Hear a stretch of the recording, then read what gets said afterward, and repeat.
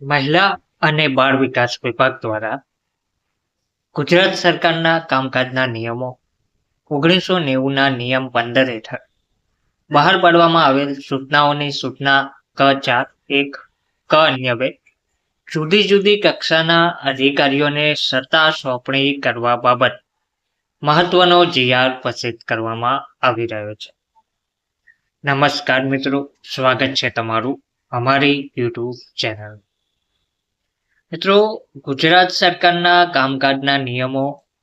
1990ના નિયમ 15 હેઠળ બહાર પાડવામાં આવેલ સૂચનાઓની સૂચના ક 4(1)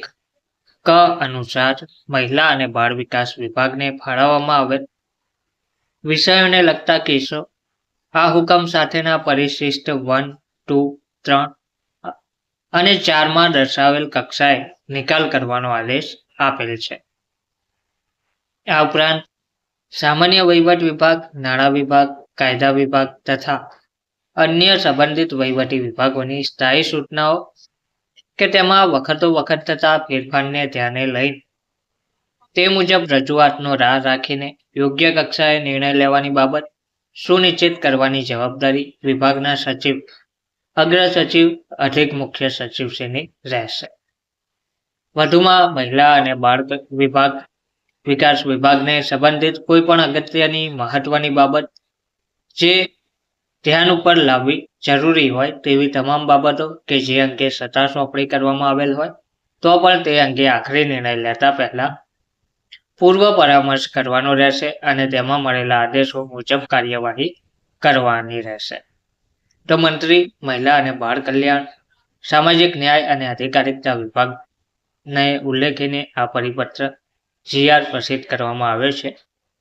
જેમાં પરિશિષ્ટ 1માં જણાવવામાં આવ્યું છે કે ગુજરાત સરકારના કામકાજના નિયમો 1990ના નિયમ 15 હેઠળ બહાર પાડવામાં આવેલ સૂચનાઓની ક 4 અનુસાર મહિલા અને બાળ વિકાસ વિભાગને સંબંધિત નીચે દર્શાવેલ બાબતો દરખાસ્તો અંગે માન્ય રાજ્ય કક્ષાના મંત્રીશ્રી, મહિલા અને બાળ વિકાસ વિભાગ સ્વતંત્ર હવાલોના આદેશ મુજબ કાર્યવાહી કરવાની રહેશે. જેમાં મહિલા અને બાળ વિકાસ વિભાગને લગતી નીતિ વિષયક તમામ બાબતો ધ્યાને લેવાની રહેશે. તે સિવાય જાહેર સેવા આયોગની ભલામણની સીધી ભરતીથી પસંદગી પામેલ અથવા તો અન્ય પસંદગી સમિતિ કે સરકારે નિમેલા બોર્ડ દ્વારા પસંદ થયેલા મહિલા અને બાળ વિકાસ વિભાગ હેઠળના ખાતાના વડાની કચેરીઓના વર્ગ 1 અને વર્ગ 2ના તમામ સંવર્ગોના અધિકારીઓની નિમણૂક અંગેની મંજૂરી મહિલા અને બાળ વિકાસ વિભાગ હેઠળના ખાતાના વડાની કચેરીઓના વર્ગ 1 અને વર્ગ 2ના તમામ સંવર્ગોમાં ફરજ બજાવતા અધિકારીઓની બદલી, પ્રતિનિયુક્તિ તથા બઢતી આપવા અંગેની દરખાસ્તો અને મંજૂરી તેમજ મહિલા અને બાળ વિકાસ વિભાગ હેઠળના ખાતાના વડાની કચેરીઓના વર્ગ 3ના તમામ સંવર્ગોમાં ફરજ બજાવતા કર્મચારીઓની વર્ગ 2 સંવર્ગમાં બઢતી આપવા અંગેની દરખાસ્તો અને મંજૂરી મહિલા અને બાળ વિકાસ વિભાગ હેઠળના ખાતાના વડાની કચેરીઓના વર્ગ 1 અને વર્ગ 2ના તમામ સંવર્ગોમાં અધિકારીઓની કરાર આધારિત નિમણૂકની બાબતો તેમજ મહિલા વિકાસ વિભાગ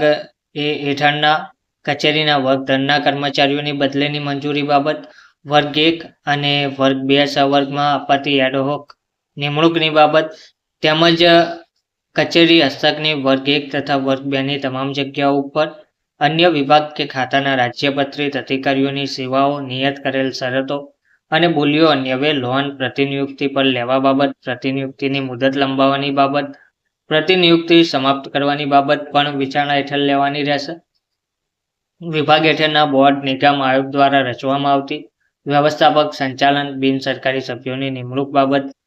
પણ ધ્યાને લેવાની રહેશે. તેમજ વિભાગ તથા વિભાગના નિયંત્રણ હેઠળના ખાતાના વડાની કચેરીઓના વર્ગ 1 અને વર્ગ 2ના અધિકારીના સંબંધમાં 50 થી 55 વર્ષે સમીક્ષા, અપરિપક્વ નિવૃત્તિ, સેવામાં ચાલુ રાખવાના કેસો, શિસ્તભંગના પગલાં લેવા, રાજીનામું, સ્વૈચ્છિક નિવૃત્તિ અથવા નોકરીમાં ચાલુ રાખવા બાબત પણ ધ્યાને લેવાની રહેશે. તેમજ વિભાગ હેઠળના વર્ગ 1ના અધિકારીઓને કાયમી કરવા બાબતે કચેરીના વડા જાહેર કરવાની દરખાસ્ત, વધુ રકમનો ખર્ચ થનાર હોય, જૂનું ફર્નિચર કન્ડેમ કરી નવા ફર્નિચરની ખરીદી કે જેમાં ₹10 લાખ કે તેથી વધુ રકમનો ખર્ચ કરવાનો હોય, વિભાગ ખાતાના વડાના વર્ગ 1ના અધિકારીઓને શાખાઓના કામની વહેંચણી કરવાની હોય, રાજ્યસભાના પ્રશ્નોના જવાબ આપવા બાબત જેમ કે વિધાનસભા, લોકસભા વગેરે તમામ નવા કામોને મંજૂરી આપતી બાબતો તથા હવેથી નવા મંજૂર કરવાના રહેતા તમામ કામો, વિભાગ હેઠળ અમલીકૃત થતી રાજ્ય સરકારની યોજના તથા ભારત સરકારની કેન્દ્ર પુરસ્કૃત યોજનાઓમાં નવી નીતિ વિષયક બાબતોની મંજૂરી લેવાની હોય, CSR NGO પાસેથી સહયોગ અર્થે MOUની મંજૂરી અને વખત તેની સમીક્ષાની તમામ બાબતો પણ ધ્યાને લેવાની રહેશે. વિભાગ તથા ખાતાના વડાઓની નિગમો સહિતની કચેરીઓ એ લોકાર્પણ, ખાતમુહૂર્ત, લોન સહાય મેળાઓ, પ્રદર્શન સહ વેચાણ મેળાઓ, મીડિયા પ્લાન, સોશિયલ મીડિયા તથા અન્ય માધ્યમોથી પ્રચાર પ્રસાર સહિત IEC વગેરે અંગેની મંજૂરીની બાબત, જિલ્લા પ્રોગ્રામ ઓફિસર વર્ગ 1 કે CDPOની કચેરીના સ્થળ નક્કી કરવા તથા નવી કચેરીઓ ખોલવી તથા તેના સ્થળ નક્કી કરવા અંગેની બાબતો, વિભાગ તથા વિભાગના નિયંત્રણ હેઠળની કોઈ પણ કચેરી કે સ્વાયત્ત સંસ્થામાં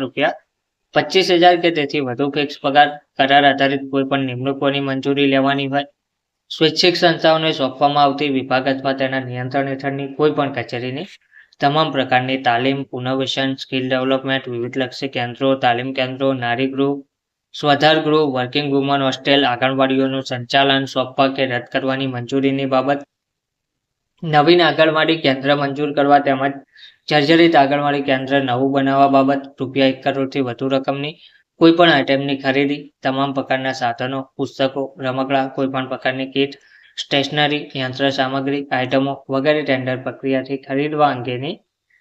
તમામ બાબતો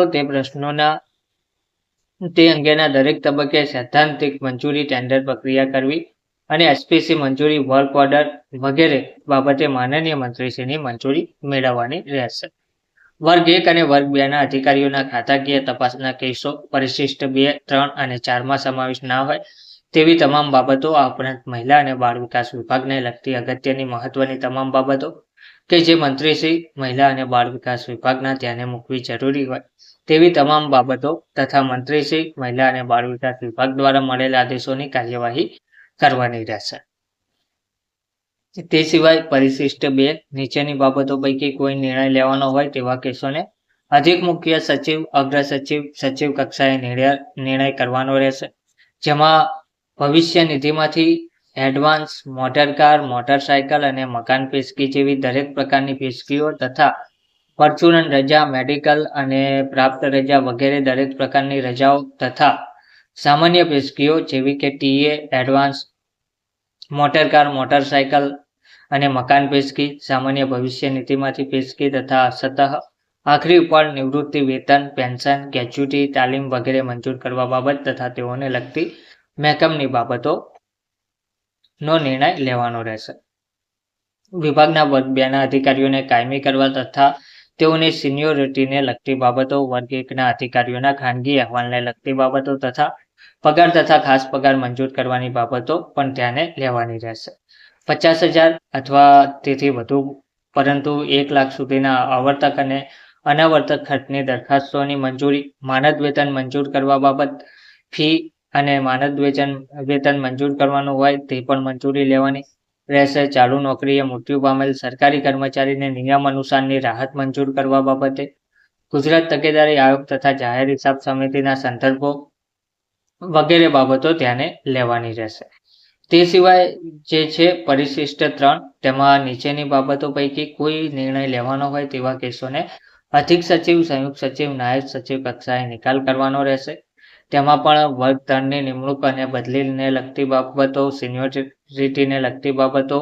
50,000 સુધીની રકમ અનુદાન તરીકે આપવાની બાબત હોય, 10,000 થી 50,000 સુધીના આવર્તક અને અનાવર્તક સુધીના ખર્ચની દરખાસ્તને મંજૂરી આપવાની હોય, વહીવટી નિયંત્રણ હેઠળની કચેરીઓને હંગામી જગ્યાઓને ચાલુ રાખવાની હોય અથવા તો કાયમી કરવા બાબતની દરખાસ્તો હોય, વિભાગના અધિકારી કર્મચારીને વધારાનો હાજર થવાનો સમય મંજૂર કરવાનો હોય, ટેલિફોન મંજૂર કરવા બાબતે 25,000 સુધી મરામત અને સુધારા કરવા બાબતો, કાયમી પેશકી મંજૂર કરવાની હોય, ઓડિટના વાંધા હિસાબ મેળ વગેરે સંકલન કરવાના હોય. વર્ષ 2 ના અધિકારીઓને પાસપોર્ટ કઢાવવાના હેતુસર ઓળખપત્ર આપવા બાબત, જૂથ વીમા યોજનાની નાણાંની ચૂકવણી અંગે, કચેરીઓમાં વસૂલ ના થઈ શકે તેવા ટ્રસ્ટની રકમ, જાહેર નાણાં અને વિભાગને ખોટની રકમ દરેક ₹10,000 સુધી માંડી વાળવા બાબત હોય, અથવા તો કર્મચારીઓને ઉચ્ચ વધુ અભ્યાસ માટે પરવાનગી આપવાની હોય બાબત હોય, તે તમામ મંજૂરી લેવાની રહેશે. તેમજ વર્ગ 3 અને વર્ગ 4ના કર્મચારીઓને પરચુરણ રજા, મેડિકલ રજા, પ્રાપ્ત રજા, સઘળી પેશકીઓ, વ્યાજવાળી તથા વ્યાજ વગરની સામાન્ય ભવિષ્ય નિધિમાંથી પેશકી, ખાસ કિસ્સા સહિત તથા અંશતઃ આખરી ઉપર અને પગાર નક્કી કરવા, ઇજાફા મંજૂર કરવા તથા તેઓને લગતી મહેકમની બાબતો, વર્ગ 3-4ના કર્મચારીઓની સેવાઓ લોન પર લેવા તથા આપવા બાબત, 3 થી વર્ગ 4ના કર્મચારીઓને કાયમી કરવાના હોય, સિનિયોરિટીને લગતી બાબત હોય વગેરે મંજૂરી મેળવવાની રહેશે. તો ટૂંકમાં મહિલા અને બાળ વિકાસ વિભાગ દ્વારા અલગ અલગ મંજૂરી મેળવવા માટે આ GR પ્રસિદ્ધ કરવામાં આવ્યો છે, જેની નોંધ લેવા વિનંતી છે. ધન્યવાદ.